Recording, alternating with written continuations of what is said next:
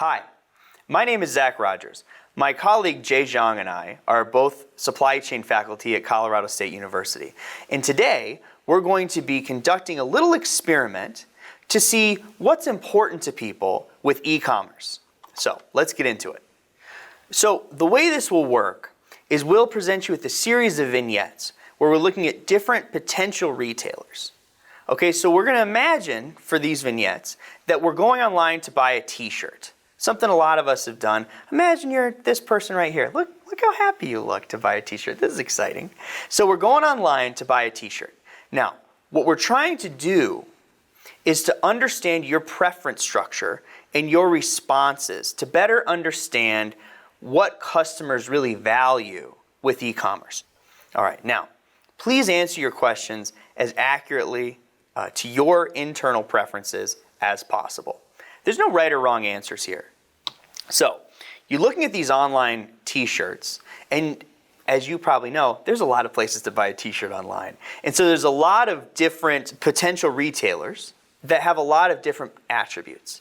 And for the purposes of this, let's imagine that we have perfect clarity into their operations and also their service levels. So we're really looking to compare 5 key factors when you make your decision about where to purchase this shirt. We're going to look at the cost. We're going to look at their corporate social responsibility performance, their environmental sustainability performance, delivery performance, and returns performance. So let's break all those down a little bit to understand what it is we mean.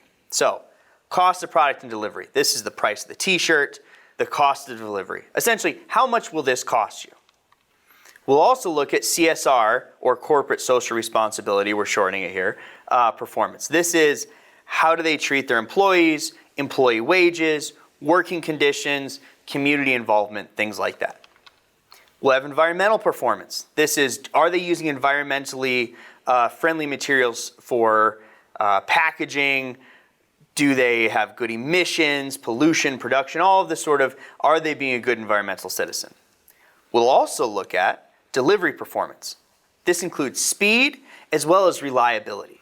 Finally, returns performance. So what's the cost of the return, the ease of the return, how easy is it for you as the shopper to send this back? So based on these categories, we will present you with potential theoretical retailers with every possible combination of high or low performance on these 5 metrics we talked about. When we actually are evaluating these vignettes, the way this will look is you will have a sort of scenario laid out to you for every retailer. Okay? Do they have good costs, good performance, good delivery, etc.? Now, I want to be clear about this. When you see cost performance and it says high, that doesn't mean high cost. It means that their performance in terms of cost is high. So high cost means, oh, it's pretty affordable. Okay? Or high cost performance means, oh, it's pretty affordable. So we'll evaluate every retailer. And now I want to be clear on this. You're not evaluating these retailers against each other. It's more so in a vacuum. So if I'm looking at e-retailer 1 here, and you see it's on a scale here of 1 to 7. 1 means I'm really not likely to buy from this retailer. 7 means this is great. I would feel very strongly about buying from this retailer. And then there's sort of all the scores in between. If I'm looking at this potential retailer and I'm seeing, oh, these are all high scores, maybe I think, hey, this retailer makes me happy. I'm likely to purchase from there. So you would go ahead and click 7. Now, if I don't like a retailer like this, maybe they seem a little too good to be true, I don't know, makes me sad, maybe I'd click a 1. And you can click from 1 to 7, anywhere in between. We want to know how strongly you feel about buying from a retailer with all these different combinations of high and low performance on these 5 factors. Now, please read through each of these and indicate the likelihood that you would shop at these. Please don't click through too fast.